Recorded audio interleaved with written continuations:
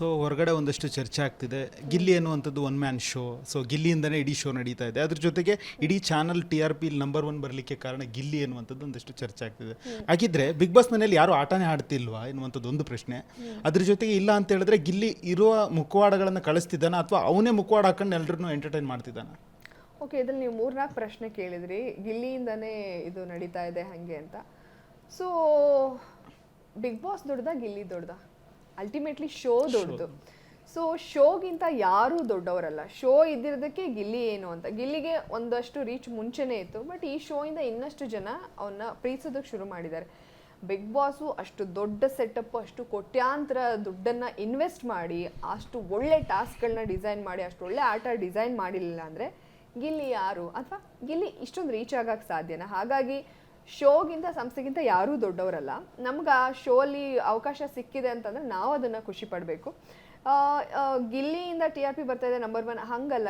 Every Big Boss ಬಂದಾಗ್ಲೂ channel TRP race ಆಗುತ್ತೆ. ಅದು ಬಿಗ್ ಬಾಸ್ ಶೋಗಿರುವಂಥ ಒಂದು ತಾಕತ್ತು.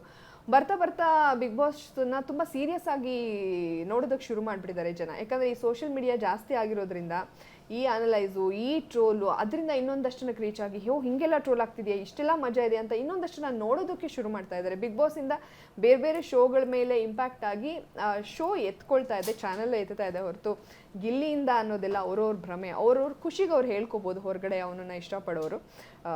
ನಾವು ಯಾರೂ ಒಂದು ಶೋಗಿಂತ ದೊಡ್ಡವ್ರು ಯಾರೂ ಅಲ್ಲ. ಒಂದು ಇನ್ನೊಂದು, ಗಿಲ್ಲಿ ಅಷ್ಟು ಹೈಪ್ ಆಗ್ತಾ ಇದ್ದಾನೆ ಅಂದರೆ ಅವ್ನ ಆಟ ನಿಂತಿರೋದೇ ಇನ್ನೊಬ್ರನ್ನ ಕಾಲು ಎಳೆದು ಅವ್ನು ನಮ್ಮನ್ನು ಕಾಲು ಎಳೆದಾಗ ನಾವು ರಿಯಾಕ್ಟ್ ಮಾಡಿದಾಗ ಅವನಿಗೆ ಕಂಟೆಂಟ್ ಸಿಗ್ತಾ ಇದೆ. ಗಿಲ್ಲಿ ನಮ್ಮನ್ನು ಮಾತಾಡ್ಸಿ ಕಿತಾಪತಿ ಹೆಂಗೆ ಸಂಗೆ ನಾನು ಸುಮ್ಮನೆ ಕೂತ್ರೆ ಯಾರು ಒಬ್ಬನೇ ಮಾತಾಡ್ತಾ ಇದ್ದಾನೆ, ಅವ್ನಿಗೆ ತಲೆ ಸರಿ ಇಲ್ವ ಹಾಗೆ ಅನ್ಕೋತಾರೆ. ನಾವು ಅದಕ್ಕೆ ರಿಯಾಕ್ಟ್ ಮಾಡಿ ಏನೋ ಅಂತ ಅಂದಾಗಲೇ ಅದು ಆಚೆ ಕಂಟೆಂಟ್ ಆಗೋದು. ಸೊ ಅವ್ನು ಪ್ರತಿಯೊಬ್ಬರೂ ರೇಗಿಸಿ ಅವರ ರಿಯಾಕ್ಷನ್ನು, ಆ್ಯಕ್ಷನ್ಗೆ ತಕ್ಕ ರಿಯಾಕ್ಷನ್ ಸಿಕ್ಕಾಗ ಗಿಲ್ಲಿ ಹೈಪ್ ಆಗ್ತಾ ಇದ್ದಾನೆ ಹೊರತು ಗಿಲ್ಲಿಯಿಂದ ಅನ್ನೋದು ಸುಳ್ಳು. ಅಲ್ಲಿ ಒಳಗಡೆ ಈಗ ಅಶ್ವಿನಿಯವರು ಅವ್ರು ವಿಲನ್ ಆಗಿದ್ದಾರೆ, ಅವ್ರು ಆಟ ಆಡಲಿಲ್ಲ ಅಂದರೆ ಗಿಲ್ಲಿಗೆ ಹೆಂಗೆ?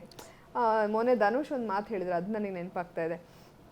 ಯಾರೋ ಒಂದು ಹೇಳ್ತಾರಪ್ಪ, ರಘುಗೆ ಗಿಲ್ಲಿಯಿಂದ ಮೈಲೇಜು ಹಾಗೆ ಹಿಂಗೆ, ಗಿಲ್ಲಿ ಇಲ್ಲ ಅಂದರೆ ರಘು ಇಲ್ಲ ಅಂತ ಇದ್ರಲ್ಲ, ಹಾಗೆ ಅಶ್ವಿನಿ ಅವ್ರು ಇಲ್ಲ ಅಂದರೆ ಗಿಲ್ಲಿ ಇಲ್ಲ ಅನ್ನೋ ಥರ. ಅಂದರೆ ಇವ್ರಿಗೂ ಟ್ರಿಗರ್ ಮಾಡಿ ಇವ್ರು ಜಗಳ ಮಾಡಿ ಇವ್ರು ತಪ್ಪಿತಸ್ಥ ಸ್ಥಾನಕ್ಕೆ ಸಿಕ್ಕಾಕೊಂಡು ಇವ್ರನ್ನ ಏನಾದರೂ ವೀಕೆಂಡಲ್ಲಿ ಬೈದರೆ ಮತ್ತದನ್ನು ತೊಗೊಂಡು ಅವ್ನು ರೇಗಿಸಿ ಹಂಗೆ ನಡೀತಾ ಇದೆ ಹೊರತು ಒಬ್ಬರ ಮೇಲೆ ಆಟ ಖಂಡಿತನೇ ಇಲ್ಲ. ಯಾಕೆ ಗಿಲ್ಲಿ ಮೇಲೆ ಒಬ್ಬನ ಮೇಲೆ ಆಟ ನಿಂತಿದ್ದು, ಗಿಲ್ಲಿ ಒಬ್ಬನೇ ಹಾಕ್ಬಿಡಿ ಒಳಗಡೆ, ಏನು ಮಾಡ್ತಾನೆ ಅವನಿಗೆ? ಏನು ಮಾಡೋಕ್ಕೆ ಸಾಧ್ಯ?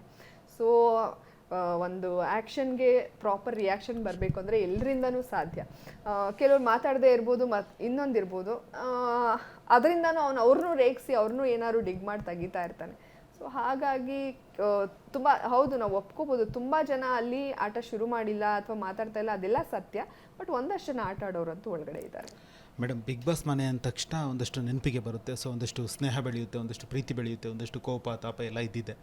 ಆದರೆ 17 ಜನ ಇದ್ದಾಗ ನೀವು ಯಾಕೆ ನಿಮ್ಮ ಬಸ್ ಹೋಗಿ ಅಶ್ವಿನಿ ಅವ್ರ ಹತ್ರ ನಿಲ್ಲುತ್ತೆ? ಮನೇಲಿ ಕೋಪ ತಾಪ ಮತ್ತು ನಾವು ಒಂದಾಗೋದು ಅದೆಲ್ಲ ನಡೀತಾ ಇರುತ್ತೆ. ಸೊ ಒಂದಷ್ಟು ಪರ್ಸನಾಲಿಟಿ ಇದ್ದಾಗ ನಮಗೆ ಎಲ್ಲರೂ ಅಷ್ಟೇ ಒಂದು ಕಂಫರ್ಟ್ ಝೋನ್ ಅಂತ ಒಂದು ಮನೆಯಲ್ಲಿ ಇರುತ್ತೆ. ನಾನು ಅವ್ರ ಜೊತೆ ಇದ್ದೇ ಹೊರತು ನಮ್ಮಿಬ್ಬರ ಆಟಕ್ಕೆ ಅದು ಯಾವತ್ತೂ ಕೂಡ ಡಿಸ್ಟರ್ಬ್ ಮಾಡ್ತಾ ಇರಲಿಲ್ಲ.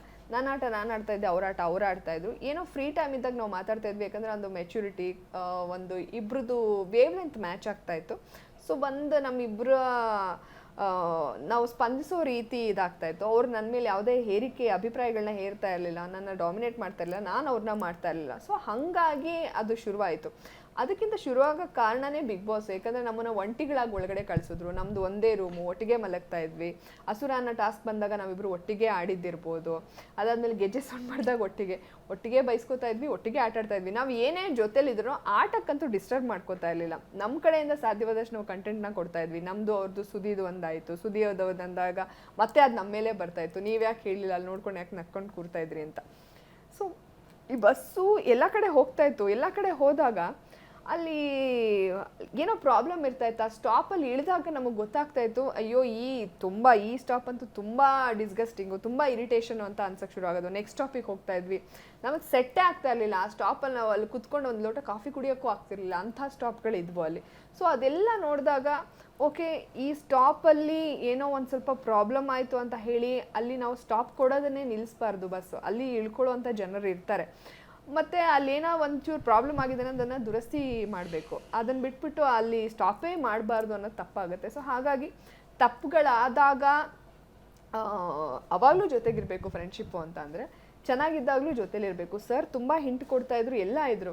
ನಮ್ಮ ಫ್ರೆಂಡ್ಶಿಪ್ಪು ಆಟಕ್ಕೆ ಯಾವತ್ತೂ ಡಿಸ್ಟರ್ಬ್ ಮಾಡ್ತಾ ಇಲ್ಲ. ನಾವು ಒಟ್ಟಿಗೆ ಸೇರಿಕೊಂಡು ತರಲೆ ಮಾಡಿದ್ದೀವಿ, ತಮಾಷೆ ಮಾಡಿದ್ದೀವಿ, ಜಗಳಗಳಾಡಿದ್ದೀವಿ, ಕಂಟೆಂಟ್ ಕೊಟ್ಟಿದ್ದೀವಿ. ಸೊ ಆಟದ ಮೇಲೆ ಅದು ಎಫೆಕ್ಟ್ ಆಗಲ್ಲ ಅಂದಾಗ ನಾನು ಯಾಕೆ ಇರಬಾರ್ದು ಅನ್ನೋ ಥರನೇ ನಾನು ಯೋಚನೆ ಮಾಡ್ತಿದ್ದೆ. ಮತ್ತು ಅದು ಜೆನ್ವಿನ್ ಆಗಿರ್ತಿತ್ತು. ಅವ್ರು ನೇರವಾಗಿ ಹೇಳ್ತಾ ಇದ್ದಿದ್ದು ನನಗೆ ಇಷ್ಟ ಆಗ್ತಾಯಿತ್ತು. ಅದಾದಮೇಲೆ ಅಲ್ಲಿ ಎಲ್ಲರೂ ಅವ್ರವ್ರ ಕಂಫರ್ಟ್ ಝೋನಲ್ಲಿದ್ದರು. ಈಗ ಧನುಷು, ಅಭಿ, ಸ್ಪಂದನ ಅವ್ರ ಮಧ್ಯೆ ನಾನು ಹೋದರೆ ಅವರು ಮಾತಾಡ್ಸೋರು, ಬಟ್ ನನ್ನನ್ನು ಸೇರಿಸ್ಕೊತಿರ್ಲ, ಯಾಕಂದ್ರೆ ಅವ್ರಿಗೊಂದು ಕಂಫರ್ಟ್ ಝೋನ್ ಇರ್ತಾಯಿತ್ತು. ಇಲ್ಲಿ ಮಾಳು, ರಕ್ಷಿತಾ ಇವಾಗ ನಾವು ಹೋದ್ರೂ ಅವರಿಗೆ ಆ ಕಂಫರ್ಟ್ ಆಗ್ತಿಲ್ಲ, ಯಾವಾಗ ಎದ್ದೋಗ್ತಾರೋ ಅನ್ನೋ ಥರ ಅವ್ರಿಗೆ ಅನ್ನಿಸ್ತಾ ಇರುತ್ತೆ. ಮತ್ತು ಇನ್ನೊಂದು ಕಡೆ ರಾಶಿಕಾ, ಸೂರಜ್ ಅವರಿಬ್ಬರ ಮಧ್ಯೆ ನಾವು ಹೋಗಿ ನಾವು ಯಾಕೆ ಅವ್ರಿಗೆ ಡಿಸ್ಟರ್ಬ್ ಮಾಡಬೇಕು ಅನ್ನೋದೊಂದು. ಇನ್ನೊಂದು ಇಲ್ಲಿ ರಘು, ಗಿಲ್ಲಿ ಹೋದಾಗೆಲ್ಲ ರೇಗಿಸ್ತಾ ಇದ್ದೆ ನಾನು. ಅವ್ನ ತೊಡೆ ಮೇಲೆಲ್ಲ ಮಲ್ಕೊಂಡ್ರೆ ರೇಗಿಸಿ ಎಲ್ಲ ಕಾಲಿಳಿಯೋದು ಎಲ್ಲ ಮಾಡ್ತಾ ಇದ್ವಿ. ಬಟ್ ಅದ್ರ ಆಚೆಗೆ ಅವ್ರವ್ರು ಒಂದು ಕಂಫರ್ಟ್ ಝೋನ್, ಅವ್ರದ್ದು ಒಂದು ಸೀಕ್ರೆಟ್ ಇರೋವಾಗ ನಾನು ಅದನ್ನು ಮೀರಿ ಅಲ್ಲಿ ಒಳಗಡೆ ಹೋಗೋಕ್ಕೆ ಪ್ರಯತ್ನ ಮಾಡ್ತಿಲ್ಲ. ಅದರ್ವೈಸ್ ನಾನು ಎಲ್ಲರ ಜೊತೆ ಚೆನ್ನಾಗಿ ಮಾತಾಡ್ಕೊಂಡಿದ್ದೆ ಮನೆಯಲ್ಲಿ. ಇದ್ರ ಜೊತೆಗೆ ಬಿಗ್ ಬಾಸ್ ಎನ್ನುವಂಥದ್ದು ವ್ಯಕ್ತಿತ್ವದ ಆಟ ಅಂತ ಹೇಳ್ತಾರೆ. ಬಿಗ್ ಬಾಸ್ ಸೀಸನ್ 2 ಯಾಕೋ ವೈಯಕ್ತಿಕ ಆಟವಾಗಿ ತಗೊಂಡು ಒಂದಷ್ಟು ಜನ ಆಟ ಆಡ್ಲಿಕ್ಕೆ ಶುರು ಮಾಡಿದ್ದಾರೆ. ಹೌದು, ಅಲ್ಲಿ ಒಳಗಡೆ ಇದ್ದಾಗ ಏನಾಗ್ಬಿಡುತ್ತೆ, ಏನಾದರೂ ಒಂದು ಸಣ್ಣದ ರೇಗಿಸಿದ್ರೆ ಅದನ್ನೇ ಹಿಡ್ಕೊಂಡಿರ್ತೀವಿ ನಾವು.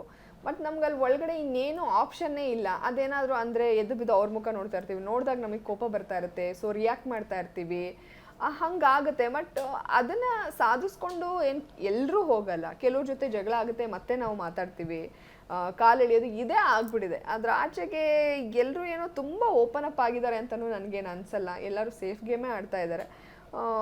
ವೈಯಕ್ತಿಕವಾಗಿ ಅದೇ ಕೆಲವೊಂದನ್ನೆಲ್ಲ ಕಾಲಿಳಿಯೋದು ಅದೆಲ್ಲ ಮಾಡ್ಕೊತಿರ್ತಾರೆ, ಮತ್ತೆ ಒಂದಾಗ್ತಾರೆ, ಒಬ್ರು ಕಂಡ್ರೆ ಒಬ್ರಿಗಲ್ಲ ಆಗಲ್ಲ. ಸುಮ್ಮನೆ ಎಲ್ಲರೂ ಫೇಕ್ ಆಗೇ ಇದ್ದಾರೆ ಆಟಕ್ಕೋಸ್ಕರ.